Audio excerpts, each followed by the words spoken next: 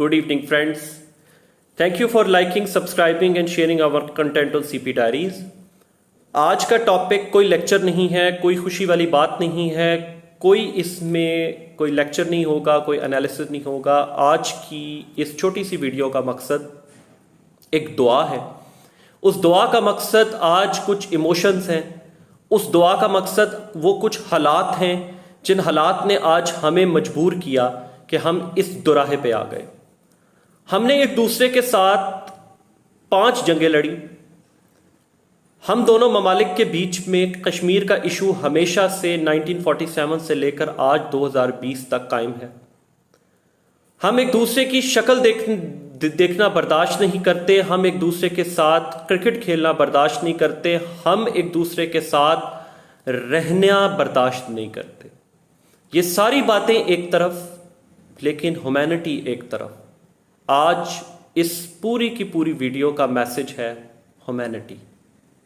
एक शेर जो सुबह से लेकर कल से सोशल मीडिया के ऊपर मैं बार बार पढ़ रहा हूं, उस शेर को पढ़ने के बाद मैंने सोचा कि आज एक वीडियो बनाई जाए जो सिर्फ और सिर्फ एहसासात पे मबनी होगी, जिसमें एहसास का जिक्र होगा।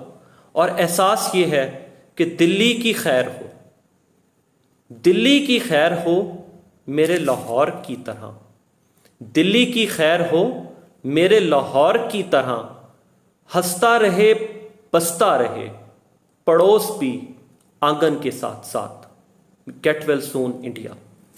ये वो मैसेज है, ये वो शेर है जिसे आज की वीडियो का मैं आगाज में करूंगा। और हाथ जोड़कर मैं मोदी साहब से एक चीज की रिक्वेस्ट में करूंगा कि नरेंद्र सिंह मोदी साहिब, बहुत हो गया, बहुत जुल्म कर लिए, बहुत आपने गुनाह कर लिए, अभी भी मौका है, तौबा कर लीजिए। हमारी कौम आपके लिए हर पल दुआ, हर पल एहसास रखती है। 2 दिन पहले आपने 10 सीएम की मीटिंग की, जिस मीटिंग में आपने अपने स्टेट्समैन को इस बात पे डांट दिया कि आप इस वीडियो कॉन्फ्रेंस लाइव मीटिंग क्यों कर रहे हैं। ये हमारा रवाज नहीं है।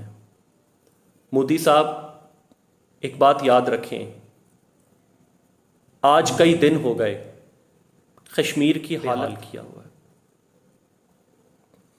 नरेंद्र सिंह मोदी साहब, कई दिन हो गए कश्मीरी बेबस बैठे हुए हैं।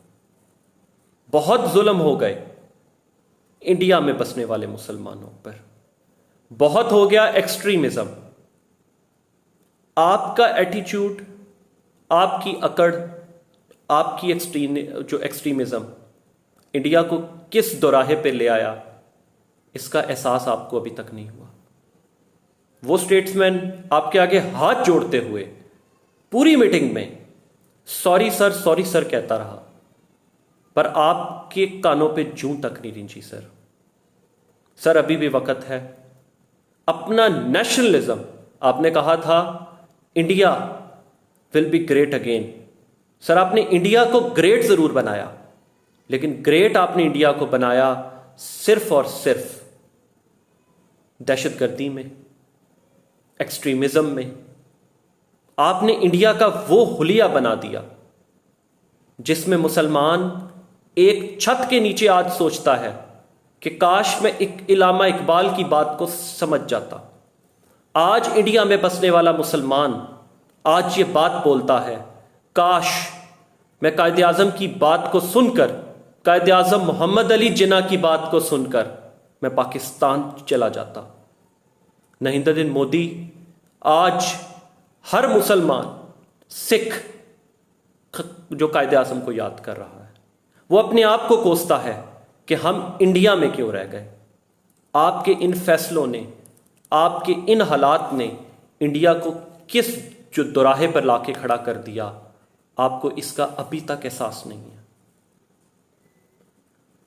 अगर हम इंडिया के अंदर रीजन देखें कि क्यों कोविड-19 फैला, तो उसमें एक रीजन जो सबसे ज्यादा हमारे सामने आती है वो है इमर्जिंग म्यूटेंट्स, जिसमें इंपोर्टेड और होम ग्रोन दोनों शामिल हैं।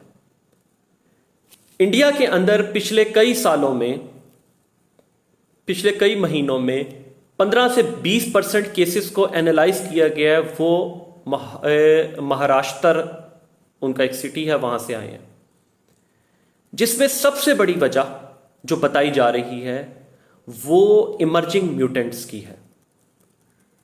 दूसरी जो सबसे बड़ी वजह, जो केसेस, जो इन्फेक्टेड सैंपल्स निकल रहे हैं सलेवा से, जो महाराष्ट्र, दिल्ली और पंजाब से हैं, वो जब डायग्नोस किए जा रहे हैं तो उनके अंदर जो वायरस मौजूद है वो यूके, साउथ अफ्रीका का वायरस है।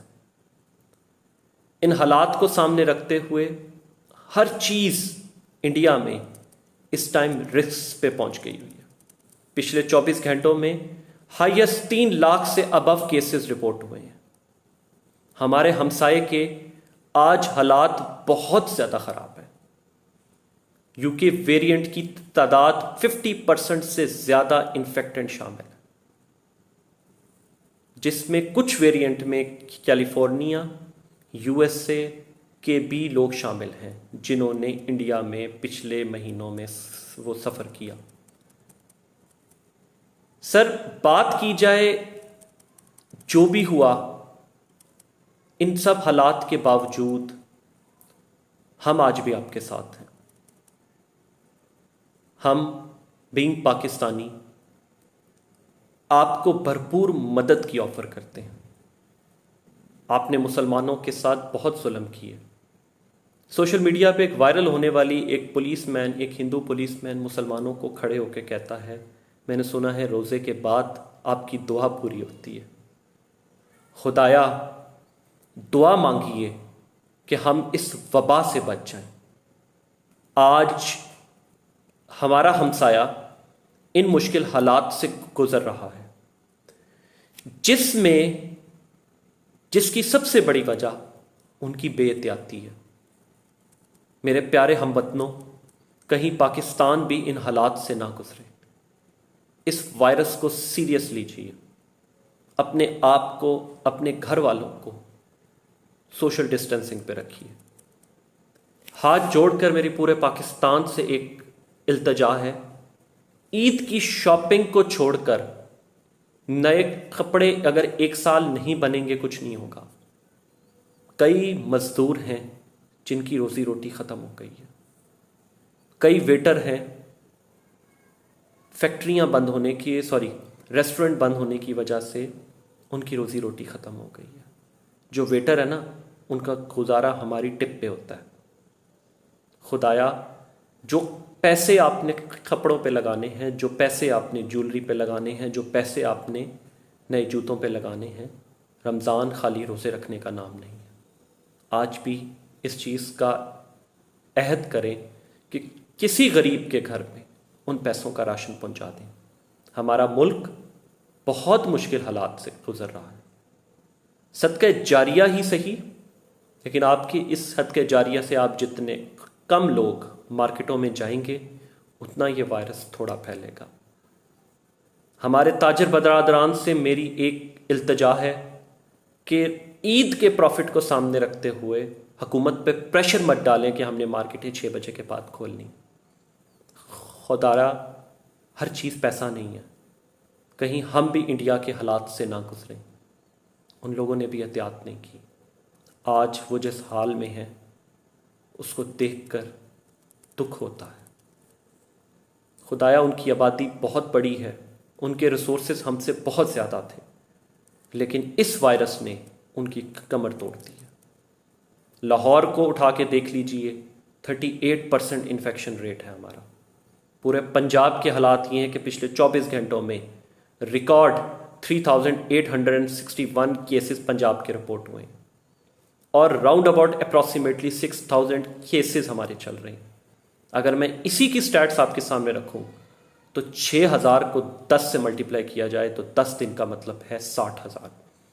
और ईद तक अल्लाह ना करे अगर हम इसी स्पीड से बढ़ते रहे तो 2 लाख कोरोना वायरस के फ्रेश केसेस हमारे मुल्क में होंगे।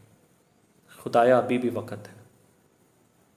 अकल कीजिए, घर पे रुकिए, गरीबों का ख्याल कीजिए, सदका खैरात ज़्यादा से ज़्यादा कीजिए। एक दिन आपके दस्तरखान से अगर 100 रुपये की रोटी, 100 रुपये का सालन थोड़ा पक जाएगा तो उस 100 रुपये से एक गरीब के घर का चूल्हा जल जाएगा।